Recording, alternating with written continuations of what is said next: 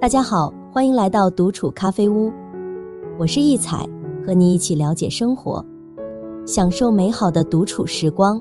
今天这期咖啡屋要讲的内容是，女人上了年纪，要懂得断舍离，旧衣服学会3丢3不丢，洋气高级。希望你喜欢，订阅支持。听到过这样一句话，女人应该要为自己打扮，不是为了炫耀，而是为了让自己感觉更好。中年女人穿着打扮不仅是外在的展现，更是内心沉淀与修炼的一种体现。而断舍离更是每个女人都应该领悟的智慧。通过定期审视和精简衣橱，去除不适合的衣物，以高效的衣橱空间，展现最真实、最舒适、最美丽的自我。当你开始实践这种减法生活时，你会惊喜地发现，这种轻拥有的状态，不仅让你的生活环境更为简洁，更能让你的身心都感受到前所未有的自在与舒适。本期咖啡屋就来看一下极简主义的日本女人是如何用简单的物品打造出高级精致的穿着风格的。1. 这3位日本奶奶的减法生活，高级又精致。1. 坂井顺子，衣橱里只有我想要的。坂井顺子，一位在日本拥有超过半个世纪家庭主妇经验的资深奶奶。在这漫长的岁月里，她明白了极简生活的精髓。她曾坦言，过去几年，我未曾购置一件新衣，我的衣橱里许多衣物都陪伴了我20-30年。在他的著作《生活的良方》中，坂井顺子曾写道，你的生活方式决定了你的生活品质。他很清楚那种服饰能衬托出他的气质，哪些款式适合他的身形。他从不盲目追逐潮流或品牌的诱惑，一件简单的 T 恤搭配一条褶皱的裙子，正是他对断舍离的理解。2. 小笠原洋子，学会断舍离，物尽其用。73岁的小笠原洋子，一位才华横溢的艺术散文家，她的生活哲学令人深思。在她40岁那年，出于对晚年生活的深深忧虑，她开始了她的疯狂存钱之旅。然而，她明确表示自己并非极简主义者，而是选择了一种认真过着吝啬的生活的方式。杨子女士说，我并不排斥购买新物品，也并非刻意节俭到1分钱都不花，但我认为，如果因为节省而让自己感到痛苦，那就违背了节俭的初衷。她所理解的节俭，并非剥夺自己拥有财产的权利，而是运用智慧，让每一件物品都能发挥出最大的价值。她细心地记录着自己的服装，按照春夏秋冬4季进行分类。每当有衣物被丢弃时，她会在记录中抹去那一项，而当有新衣物加入时，她又会认真地添上。这种有条不紊的衣橱管理方式，不仅让她能够清晰地审视自己的衣橱，更能在需要时迅速找到适合的衣物，大大提高了生活的便捷性。许多人的衣橱中都堆积着大量不再穿的衣服，这不仅占用了宝贵的空间，还常常让人在挑选衣物时感到困惑和焦虑。对此，可以尝试转变思路，比如将旧衣物进行改造，或是寻找其他用途，让它们重新焕发生机。对于断舍离的理念，杨子女士有着自己独到的理解。她认为，真正的断舍离并非一味地丢弃物品，而是要让每一件物品都能用到不能再用的那一刻。按照自己的生活方式，不受外界干扰，即使不买新东西，也能享受生活的美好。3. 渡边镜子，接受自己的身形，选择适合自己的。60多岁的渡边镜子是我比较喜欢的一位女人，她对时尚的理念很值得我们学习。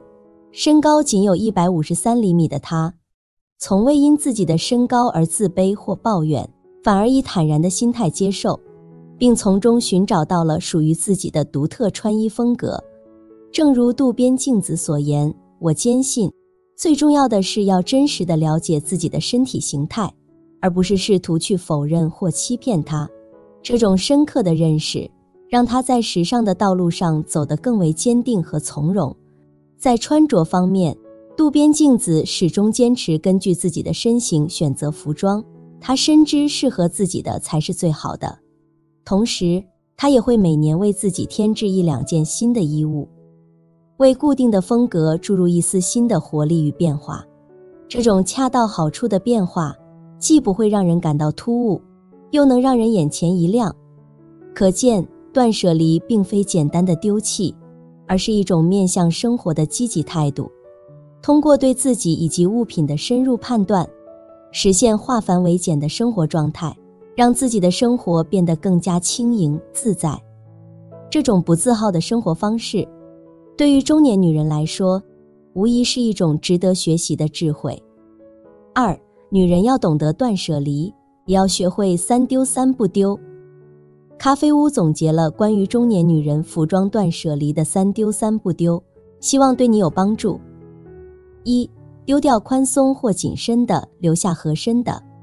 女人上了年纪之后，就会发现保持苗条的身材变得越来越困难，赘肉和臃肿成为了常见的困扰。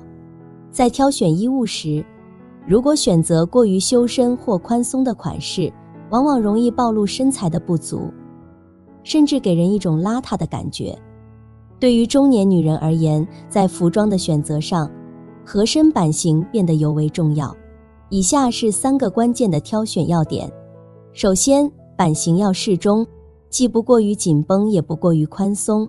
选择略微宽松但不过分的款式，能够更好地修饰身形，同时也不会显得过于臃肿。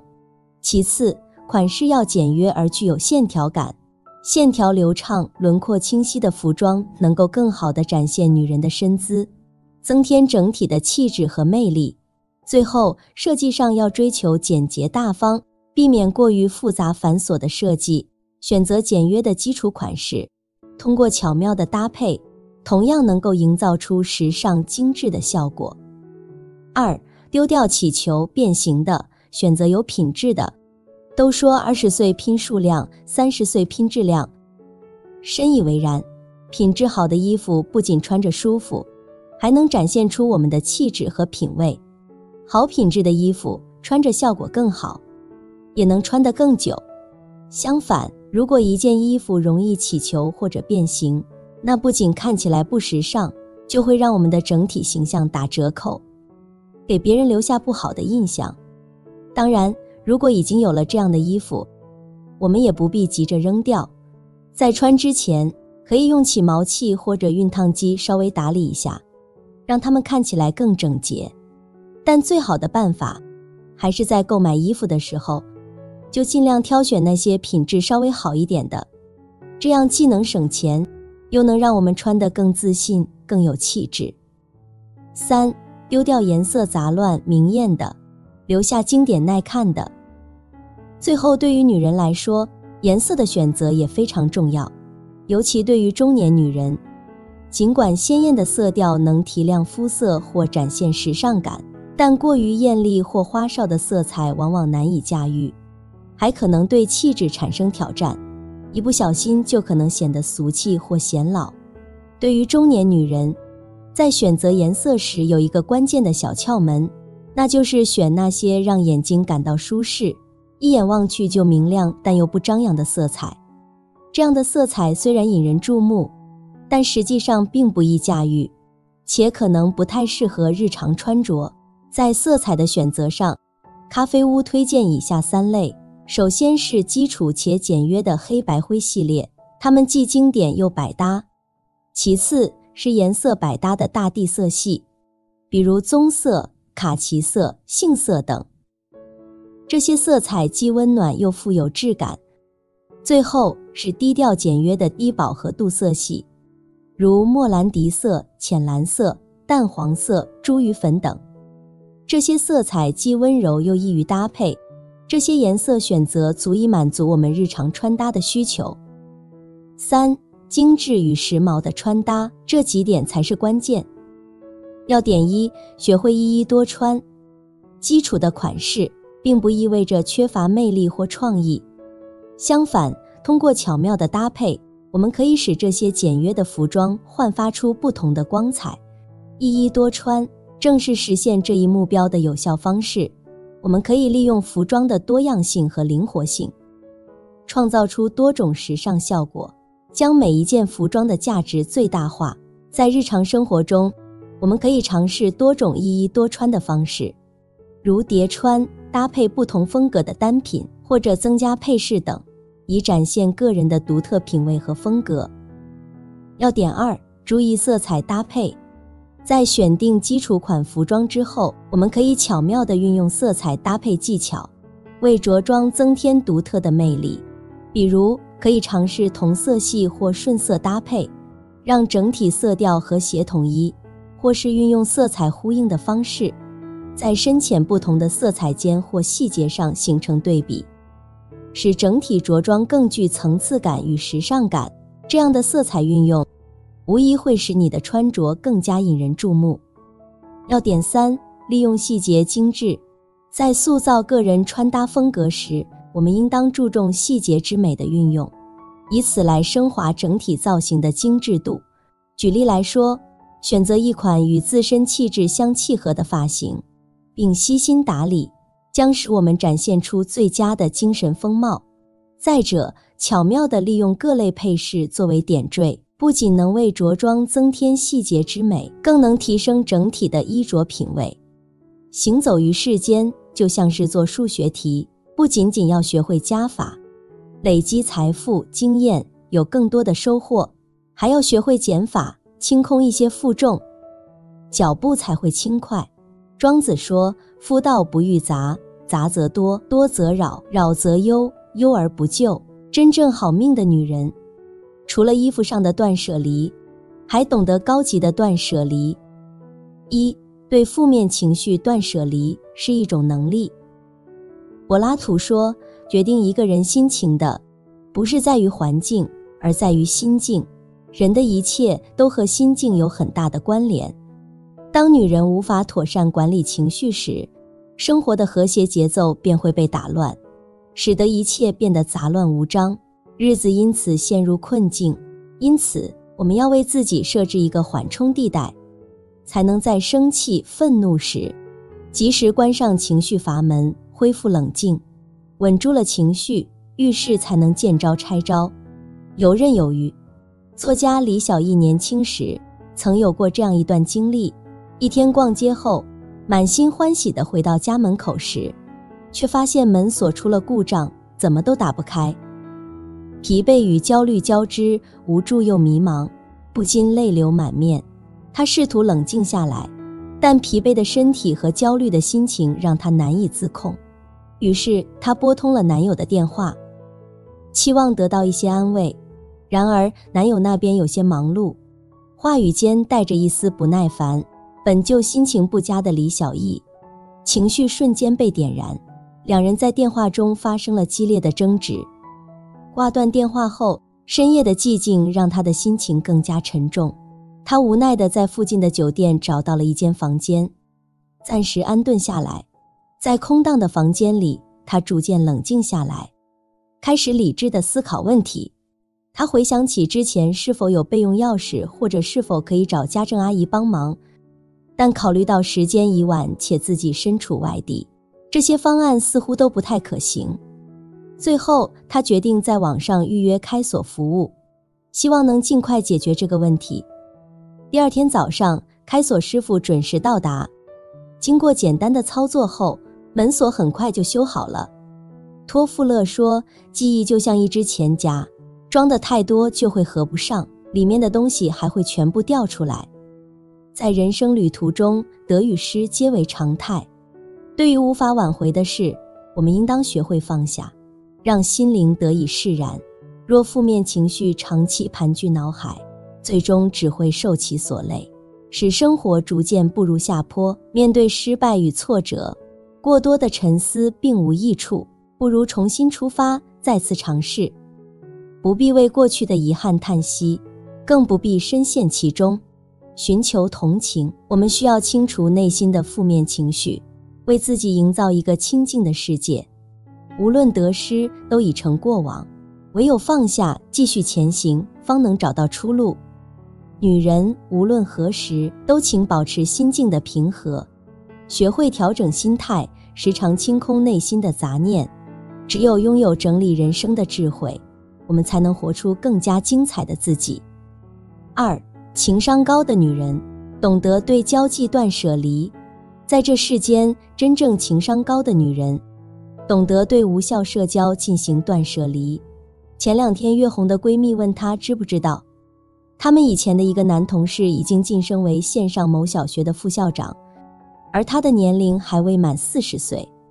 月红有些困惑，她并不知情，同时也在想，这是她应该必须知道的吗？闺蜜听后直接笑了，说这么大的事情，月红竟然不知道。他们的那位同事年轻有为，他当副校长的事情已经在全县传开了，竟然还有人不知道。闺蜜又补充了一句，月红，你现在的交际圈是有多窄？月红在心里默默地回想这几年，发现聚会确实变少了。月红在上课期间，除了工作就是独自待在小宿舍里读书写作。放假的时间，月红基本上都陪着孩子。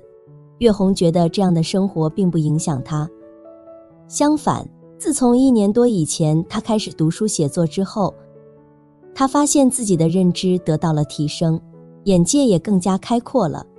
可见，与低质量的社交保持距离，能让自己更加专注于提升自我和享受生活，不会将时间浪费在空洞的闲聊和无意义的聚会上，而是将其用于提升职业技能、培养个人爱好或是陪伴家人。在工作中，他们勤勉努力，追求卓越，用实际行动诠释着责任和担当。在生活中，他们用心经营自己的小天地，与家人共享温馨时光，不让外界的纷扰打破内心的宁静。人生路途中，有些所谓的朋友只是过客，无法给予你真正的支持和温暖。对于那些只会消耗你精力的人，高情商的女人会果断地进行断舍离，不让负面情绪侵蚀自己的内心。真正的幸福不是来自外界的认可，而是源于内心的满足和安宁。因此，她坚持本心，不被外界的诱惑所动摇，用心经营好自己的生活，享受着每一份宁静与快乐。3. 好命的女人远离消耗自己的人和事。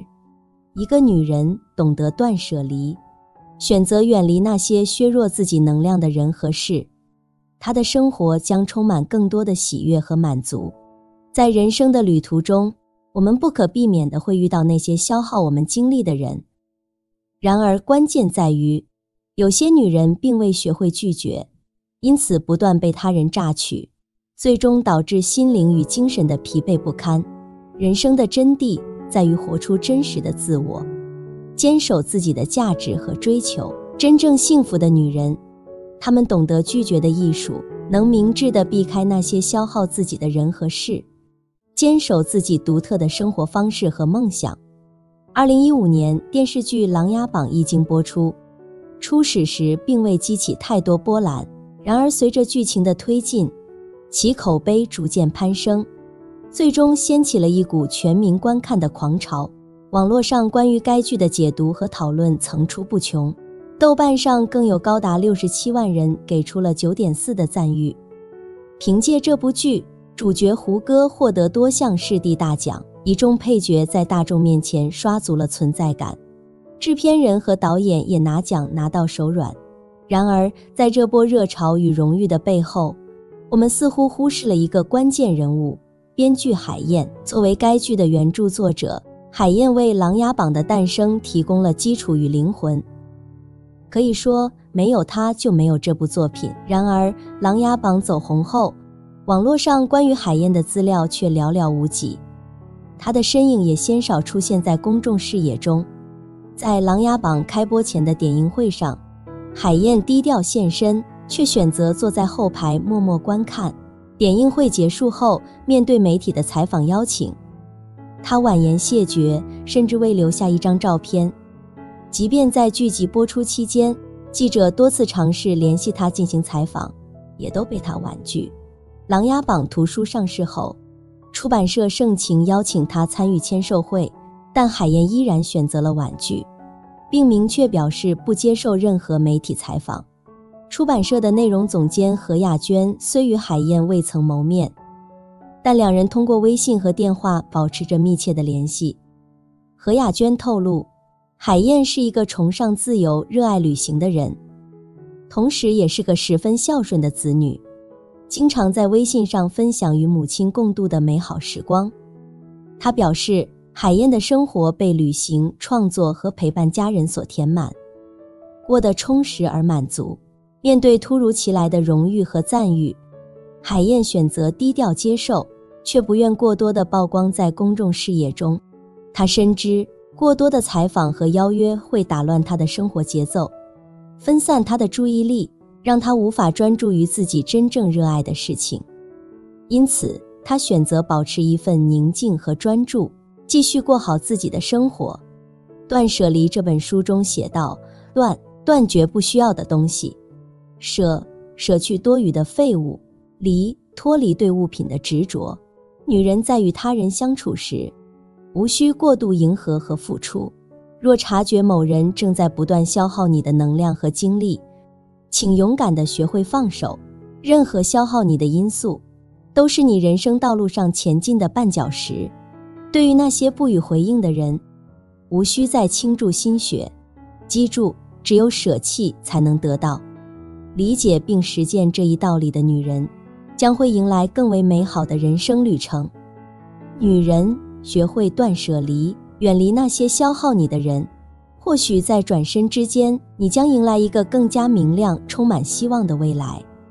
女人要学会拒绝，懂得看开和放下，学会断舍离。人活一辈子会有很多欲望，若不加以管理，便容易陷入无尽的追求中，最终让心灵承受过重的负担。对于女人而言，若不能正确调整自己的心态，生活便如同战场般纷乱。无论多么努力，若心态失衡，生活也会变得一片混乱。